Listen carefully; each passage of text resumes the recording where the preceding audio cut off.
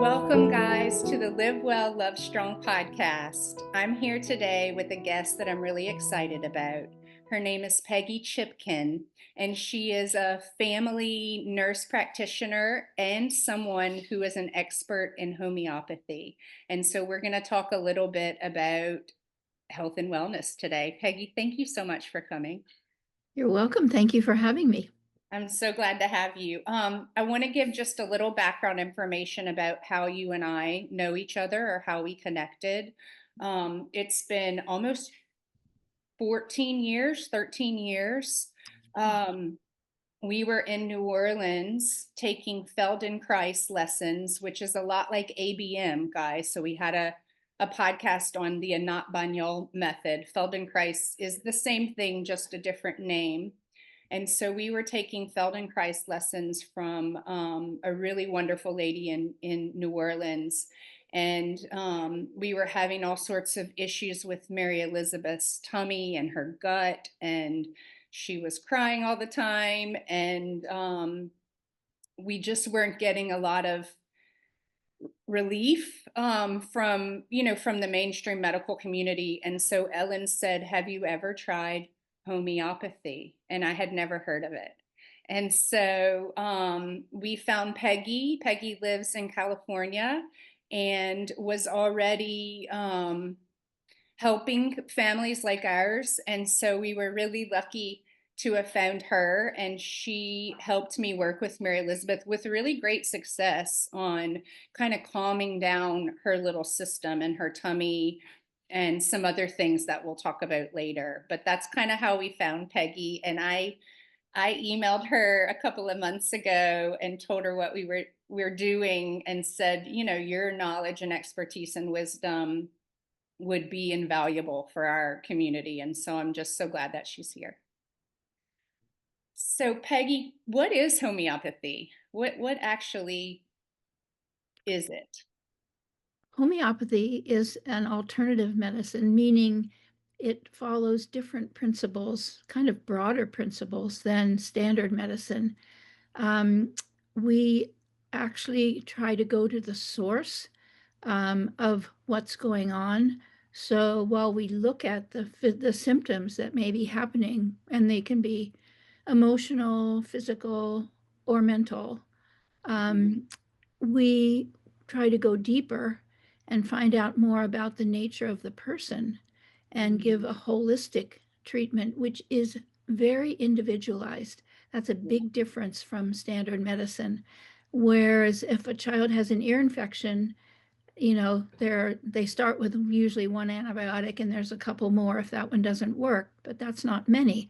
We have over 50 remedies and we call them remedies, by the way, because they Yeah. remedy the situation.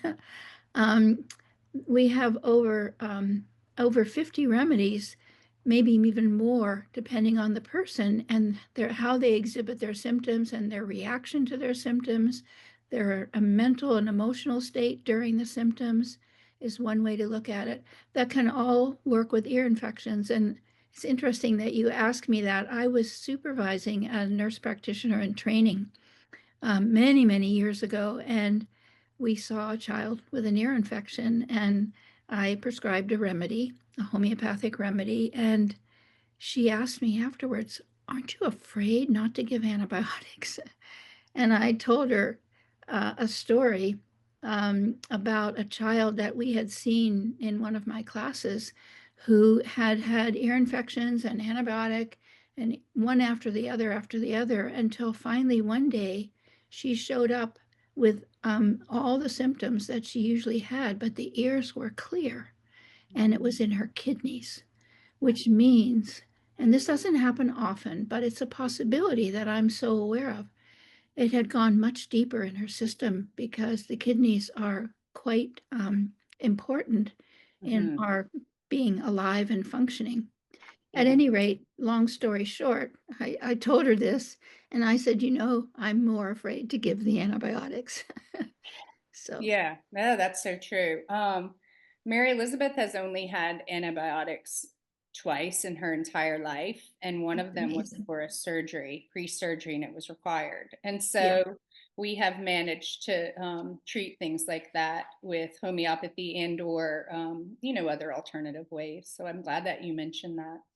Um, so how do you integrate homeopathy into conventional medicine, or how do you, because you have knowledge and expertise kind of in both worlds, and so how do you integrate the two, or how do they work together? Well, in the beginning of my career, when I did get my nurse practitioner license, I was doing some of both. I was doing, well baby exams and GYN exams. And then I realized that I really wanted to focus more on homeopathy and that there were so many other people out there doing these kinds of things and, having expertise because they did it all the time. Yeah. So I pretty much stopped that, but I do use my knowledge because I need to know when there's something that can be worrisome Hmm. and I might want to refer. And Hmm. all of my clients do have primary care providers of one sort of another. Right. Yeah, So you work together with that. yeah. um, So, are there safe ways to use homeopathy alongside medications or therapies for people? Our audience is mamas and caregivers of people with disabilities. And so, a lot of times there's a lot of comorbidities going on and they're on a lot of meds. Can you use homeopathy safely in conjunction with other medicines and Y- therapies? Yes, and we do. And depending on, if we catch the what's going on earlier, there may be less need for medications. And also what happens is sometimes the need for medication decreases. And we Hmm. watch that. And if if we see that a person is responding, I ask them to check with their doctor and see if they could get permission to start tapering. Hmm. Always a gentle, slow taper, and actually I recommend slower than even most doctors do, so that the system can adjust back Right. to not having it, because the system becomes dependent on the Mhm. medicine. So, yeah, it's a broad range of how soon or late that might be able to happen, but it definitely has happened. And I never, ever take or recommend that anybody go off the medications they're on. I start to work with them homeopathically and watch for signs of improvement. And we have ways of evaluating on a deeper level, not just the symptom getting better, which may or may not occur, but Mhm. also how their energy is and how they sleep and their emotional state, to see if their system is getting stronger, because it's weakness in the system, deep in the Mhm. system, in what we call the vital force, which is the Mhm. life force, Yeah. that actually leads to all symptoms and diseases. So we strengthen the vital force. And by the way, that is another definition of homeopathy. I love that. And the vital force, do they call it chi? Is Qi is that what another they call name for it. That's it? the Chinese. Yeah, it's all the What same. Yeah. okay. What do you, is there something specific you call it in homeopathy, or do they just call it vital force or life force? We call it the vital force. Yeah. Okay. All right. Yeah. Just curious. Um, what would And be, before you go on, we have to think how deep that is, yeah. because it's the difference between being alive and not. Yeah. When you die, the vital force, it goes away. Hmm. So we're working on a very deep level. Yeah. Yeah. It's so true. And I think that I mean, we've, like I said, we have worked with Peggy in the past, and I have my own homeopathy kit that I bought with Peggy's um expertise Encouragement. and encouragement. Yeah. And we have done that really well. So for the moms that are interested in, maybe like, let me check this out, let me research, let me dive in, where would they start? Where would be a good place to start? Let's say they just watched our podcast or listened, and otherwise they don't have very much experience. Exactly. It's good to take classes, and I can't right now put my finger on one, but I'm sure with a search, well, actually, there are different classes, and I used to teach classes years ago. I'm not doing that anymore, but and the mothers responded really well and became very good prescribers. And we're talking about for acute situations that come up Mm. suddenly, Yeah. not chronic. And then if the acute is not getting better, then to come back to me or another qualified homeopath. But yeah, I was amazed at how good the mothers became. Yeah, well, I think the reason why, at least for me personally, I can say is that it gives us something to do. It gives us more knowledge that we were talking about before we started recording about, knowledge is power, and when we can make informed, educated decisions, it feels better. But also for us as mamas, we just want to do the best thing we can for our kids. So if Of course. we leave Yeah. no stone unturned, then we know, that we're headed in the right direction and we're making the decision with as much information as we can get. So And I just want to underline that. And to all of you who are mothers and caregivers, but especially my experience, because I also became a Feldenkrais practitioner, like my colleague who recommended me, and work with children with special needs. And I just am so in awe of how much they will do and give for their child's benefit. So I just want to give a shout out to all of you, um, thank because you are amazing. You are saintly. thank you so much. That's really it's true. We work really hard for our babies, and so it's nice for you to affirm that. So yeah, thank you. That being said, how would you recommend a caregiver deal with high levels of cortisol or stress from this job? Like, what would you recommend from a homeopathic perspective? And I know that we're not going to like treat people because it's different, right? But I'm just, how would you go about tackling that? I think that's something that is pretty much across the board for caregivers is high levels of cortisol and overwhelm. Well, that is the answer that it's very individualized. And I think it's really important and we have groups for the parents, especially Feldenkrais and Not Bunyal Method have done that Yeah. to help support them. So support is important. Hmm. And I would, I have clients who are in this situation, and we do have homeopathic remedies for that being constantly in the position of putting out caregiving.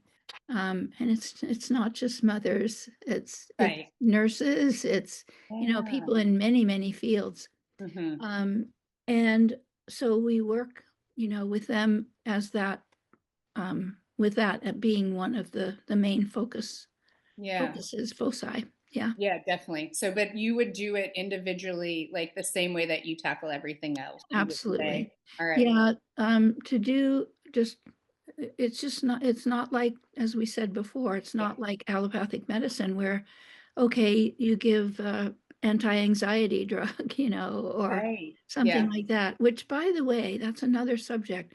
yeah. These a lot of times these drugs suppress, and they'll even say in the write-ups it will suppress certain symptoms, Hmm. and that's their aim. However, when you suppress something, um, it's like putting your finger in a balloon that's blown up. Yeah. The air's got to go somewhere, so it goes somewhere else, and so another whole set of symptoms can develop. So that's something that we evaluate and watch for and want to make sure that's not happening with our medicines.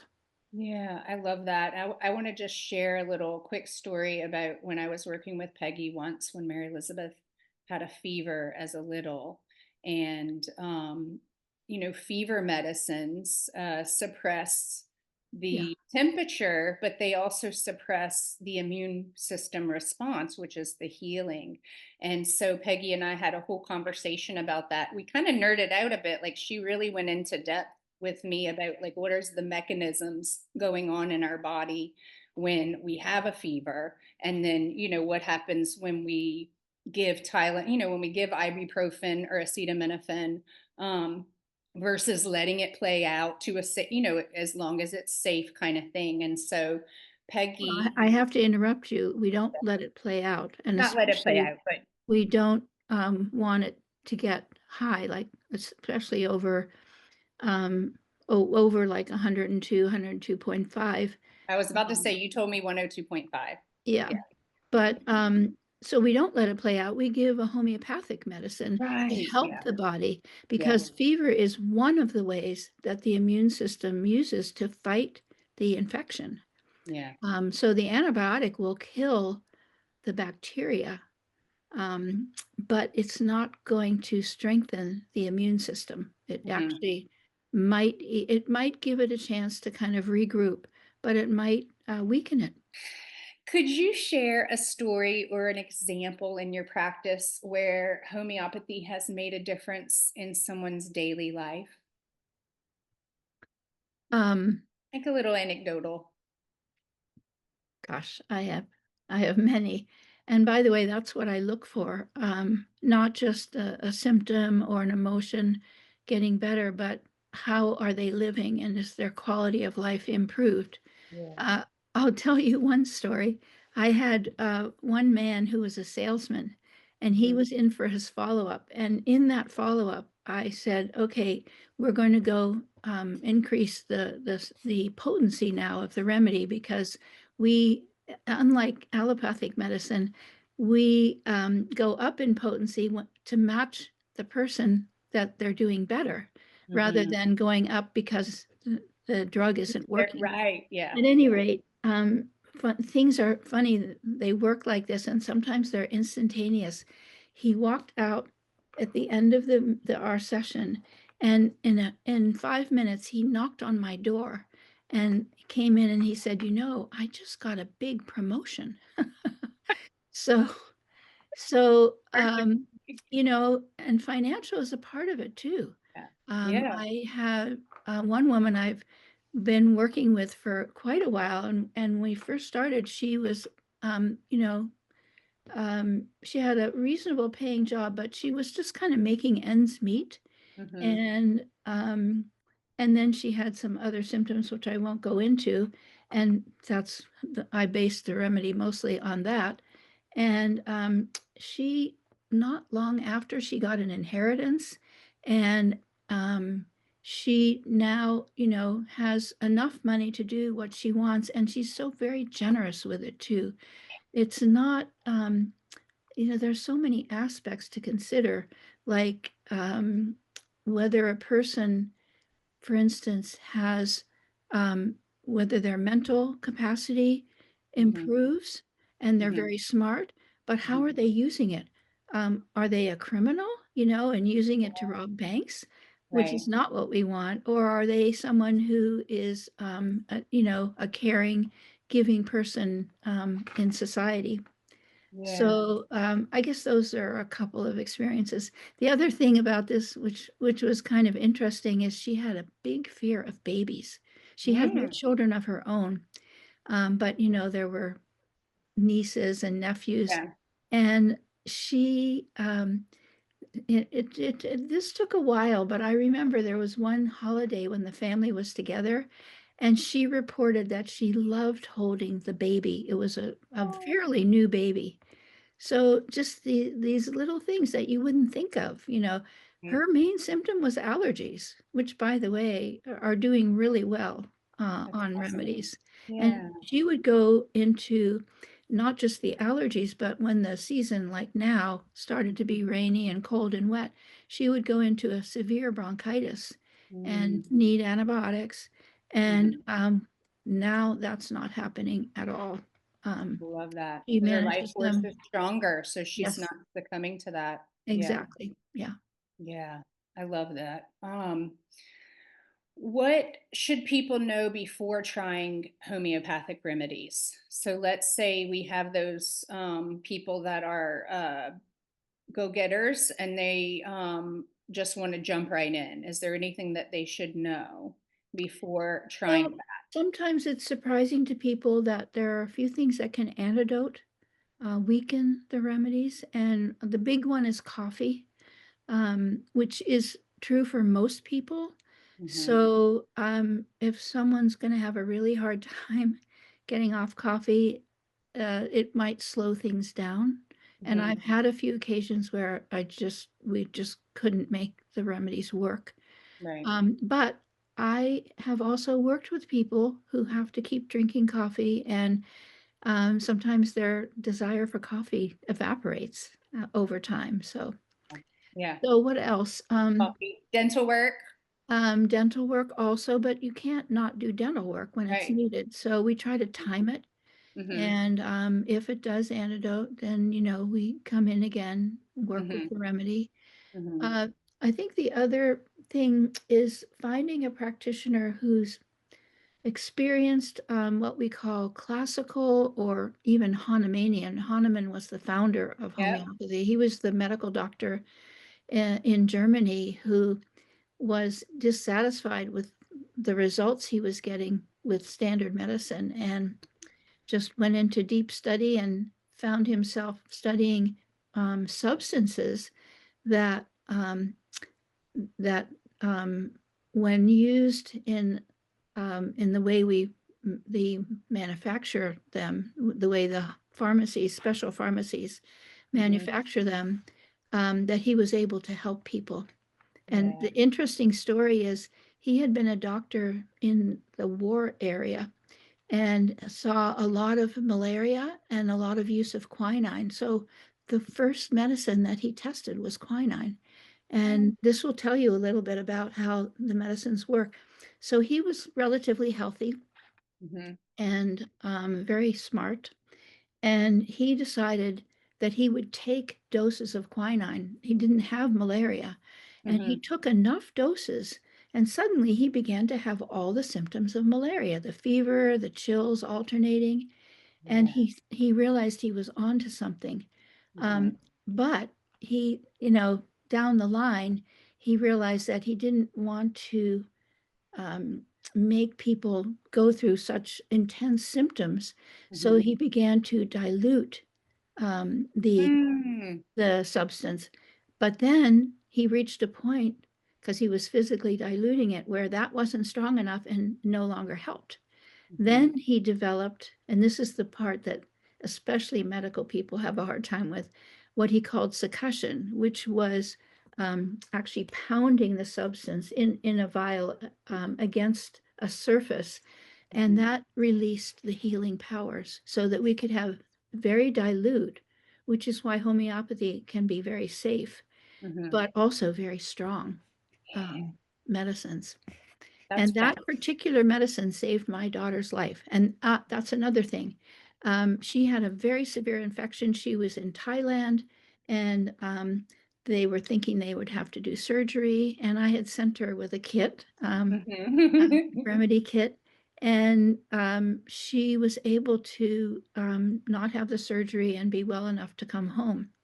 That's awesome. So the underlying point is that our medicines don't go off the market because of side effects. Right. We're Yeah, talking that was 200 years that's plus. what I was going to ask is like what happens if you get it wrong or what happens if you I don't even think overdosing is a thing, but what happens if you take more than what you're supposed to in Well, it home? would be taking it more frequently without supervision. And yes, we need to have regular follow-up so that we can adjust, like I said before, as you Mhm. get better, if we keep giving the same level of strength, we call it potency power, Mhm. it will drag you down. And so we need to have regular follow-up so that we can keep up with your vital Yeah. force. I Yeah. love it. I love it. I love it. And guys, just for those of y'all who are interested in this and you're going to start dabbling or looking, the way that you increase the potency is what, Peggy? How do you It's increase the potency? combination of dilution and this succussion that I was speaking about. Yeah. Because if you just dilute or if you just succuss, you don't get the same results. Yeah. So it's quite actually, not in the early years, but for many years has been supervised by the FDA. And there's a Mhm, whole lot of controversy going on now about that. But our pharmacies are inspected by the FDA and abide by all the um, laws and regulations that mhm. the FDA has. So it's, you know, it's a quite honorable, authentic Yeah, I medicine. like it. I like it. Okay. Is there anything that we haven't talked about that you think might be important for caregivers and people who are taking care of their loved ones? Well, I think we mentioned support is so important, and respite. Having some respite, sometimes that's not available, but if at all, and now there are associations for so many conditions that Yeah. I think can provide that. So I always recommend that. And my biggest recommendation would be homeopathy. Sure. I like it. That's good. Yeah. And we talk a lot, Peggy, this podcast, this nonprofit is all about building community so Mhm. that we can support each other. And so, we talk a lot about um, getting help. And if it's not available, like at your fingertips right now, then you have to build it yourself. And we give instruction on how to do that. And so I'm glad That's that you wonderful. said that as one So of the. you're doing a great healing job. Thank you. That's so important. We're Yeah, trying to heal not just our babies, but also ourselves. Yeah. exactly. Yeah. Because if you're not in good shape, how can you best care? Um, Totally. and Yeah. I know that's the ideal, but that's what we want to aim for. Yeah. I Just love like in health, we want to aim for the ideal health. that. And Yeah. that's what Hahnemann talks about in his text on homeopathy, his instructional text. His We want to ideal health. restore the person to their highest health. Love it. Love it. Love it. Love it. Okay. Last question, Peggy. The podcast is called Live Well, Love Strong. Is there anything that you're doing today in your life that would be living well or loving strong or both? Oh, goodness. That's a that's a good question. So, I have my hobbies. I love to dance, and so I participate in that. I'm in a chorus right now, a singing chorus of women, which Oh, I love that. beautiful harmony. Yeah. Dancing. I love to listen to music, especially jazz, and I go to weekends where we have a whole weekend of jazz or ragtime. Oh, I love New that. Orleans based, by the Yeah. way, that kind of jazz. Have you heard of Leon Bridges? He's a younger up and coming I jazz think I artist. have. Check him out if you haven't heard of him and you Yeah, like New Orleans jazz. Yeah. yes, I do. I Okay. do. It's on my list to get back to New Orleans. I've been there a couple of times, Yeah. but not recently. And I would love to get back there because I just remember walking down the street and hearing jazz coming out of Music. Yeah. everywhere. Yeah. Yeah, yeah. It's lovely.